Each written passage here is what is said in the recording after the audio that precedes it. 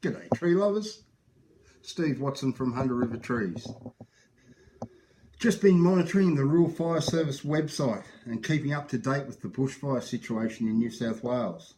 This drought is definitely drying out the Australian bush and has contributed to the firestorm that's ravaging northeast New South Wales and Queensland.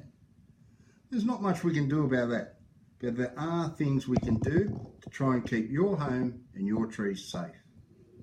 Typically, the worst of these bushfires, or most dangerous, are created when the fire spreads through the canopies of the eucalypts. And then what happens is the eucalyptus oil in the trees, in the canopies of the trees in front of the fire, superheats because of the heat of the fire, turns into a highly combustible eucalyptus gas and explodes or combusts before the fire even gets to it, giving the impression of a firestorm. Now, these bushfires you can't even outrun in a car. So we need to plan when we're building in these areas, and our trees can help us.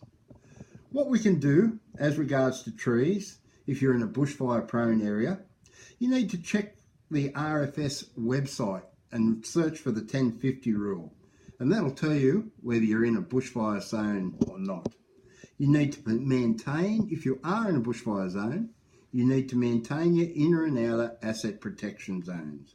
What this means is you need to keep your grass cut, keep your ground litter and fuel to a minimum, and you may need to remove trees and shrubs within 10 metres of your house, and you need to keep the canopies of the trees in the outer protection zones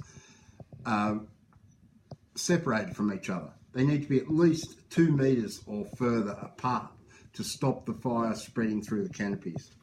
As far as planting and trees go when building in bushfire prone areas, you may need to remove all the trees within 10 metres of your asset. In your outer asset asset protection zone, you need to maintain that separation of the canopies. You need to plant fire retardant species of shrubs and trees. You need to keep your bushfire emergency plan updated and handy for when it's needed.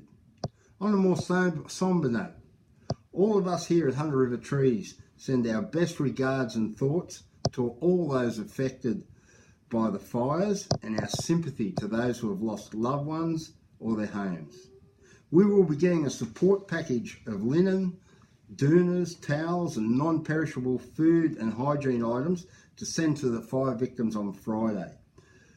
One of our staff, Danny Edwards, has been touched quite closely by these fires. His parents have lost their home and everything.